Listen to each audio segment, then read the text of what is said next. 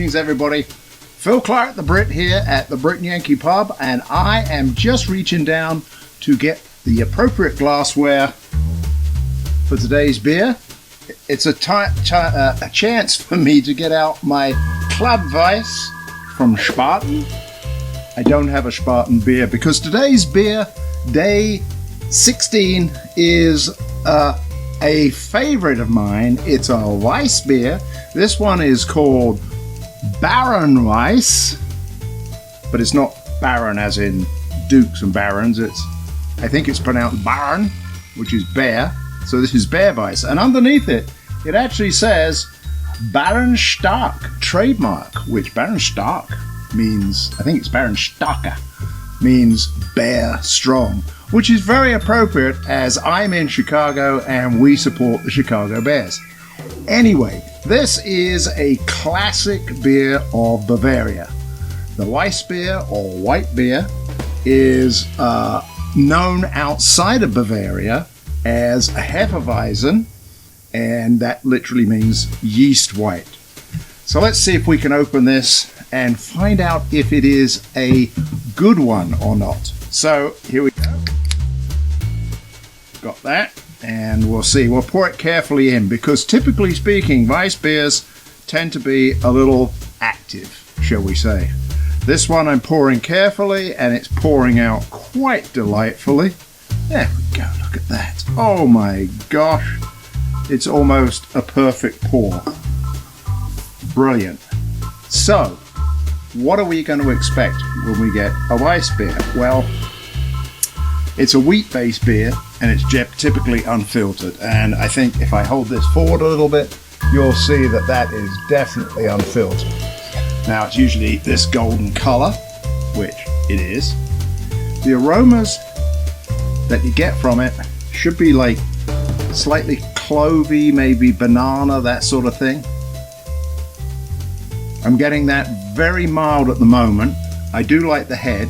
That's always an important thing with a Weiss beer. Unfortunately, in US, there had to be a tendency in the past to drink this beer with a slice of lemon, which is awful because the lemon tends to take away these subtle flavors, and the lemon peel oil will destroy the head. Now, interesting enough, this head is dying away already. I better get into this before it goes away too much.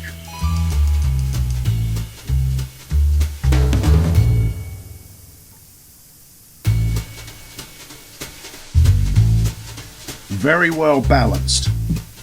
This beer doesn't hit you in the face with those banana flavors. They're subtle, and I like that. In Germany, the German purity law, Reinheitsgebot, says that by law you have to put at least 50% malted wheat into a Weiss beer. Most usually use 60 to 70%.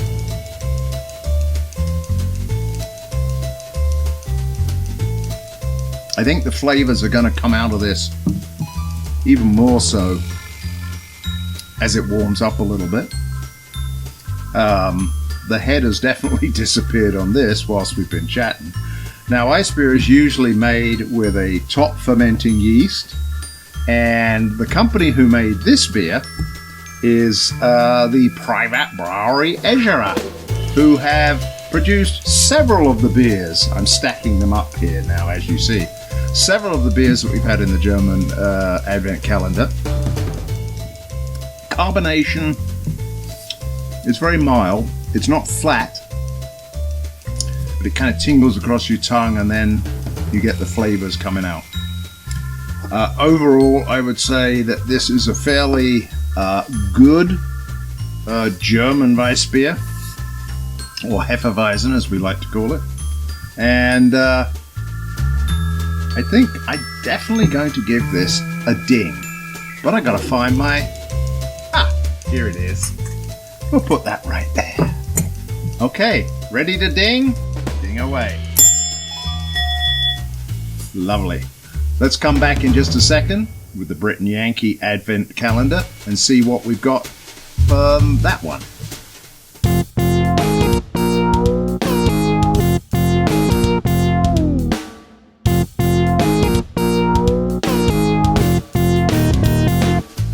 Welcome back. And the beer out of the Britain Yankee Advent Beer Calendar is one that I know was a late addition to my calendar. When I put these in, I would just stick them into the 24 holes.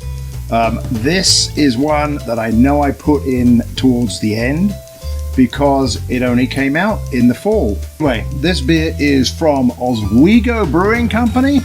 This is called Pickin Cranberries. And this is a beer that is going to challenge me because, number one, it's got small writing in orange on it. So I've got to use my glasses to read exactly what we have here in this can. It is a sour ale with fruit added. I'm going to assume that that's cranberries, as it's called Pickin Cranberries. This is 6% alcohol by volume. Probably should have been the beer that you had with your Thanksgiving dinner, but we've got it here in the month of December. Now, this doesn't have a date on the bottom. Usually the brewers put, oh yes, here we go, it's on the label. How about that? This was actually canned the 27th of October this year. So it looks like it's a fairly new beer. Let's crack it open and see what we got. Down in Oswego, it's along the Fox River here in the Chicago area. And let's see if I can pour this out and talk at the same time. It is a reasonably new brewery. I mean, it's been open for a couple of years. And the brewer down there is a guy by the name of Mark Wilson. Nice chap, has an assistant brewer, Carolyn Stevens. She is a wonder at producing small batches. You need to go down there. This has poured out a very cranberry color. The head is slightly pink. I guess I can take my glasses off until I have to read what's in it. And that's the nice thing about these beers. It tells you what's in the actual can. Oh, by the way, somebody was asking me, when you do the pours, who's that guy in the picture? And what they're referring to is this guy over here. Well, as we're in Chicago, that's a mugshot of Al Capone. He's always in our thoughts. Anyway, back to the beer. Now, this head has actually, in the time we've been talking, has settled down a little bit. I'm getting a kind of an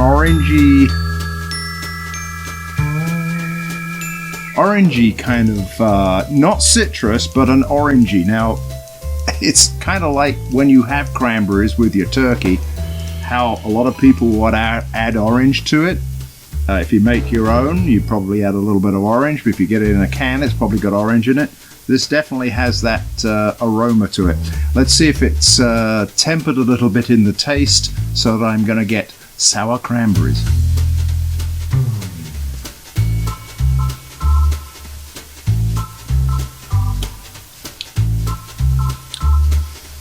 Spot on. I think this would have been an absolutely excellent beer to have with your Thanksgiving dinner. I wish I'd had it out a little bit earlier.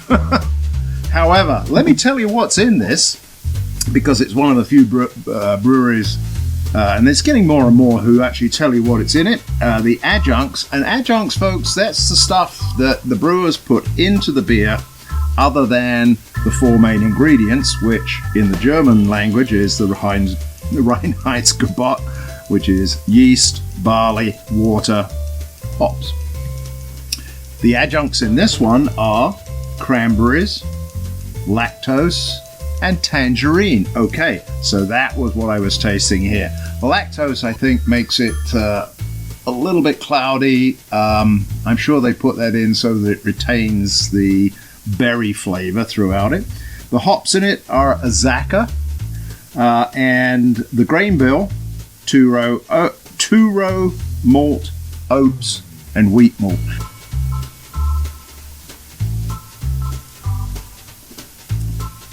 Definitely a good mouthfeel. It is tart, I'll give you that. Especially after my first beer, which was a Weisse beer. However, that said, here's my bell. I was looking around for it, but it's there. That said, I like this a lot because it's a bit of a change up from the many imperial stouts and stouty porters and things like that that we've had in the calendar. We've had a couple of sours. I know we had a cherry one from Pipeworks. This one's going to get my ding. Make it again. And I hope you make it next Thanksgiving, because I'll be around down there to pick some up so I can enjoy that with my Thanksgiving turkey. We'll see you tomorrow, folks. Take care. This is the Brit saying cheers.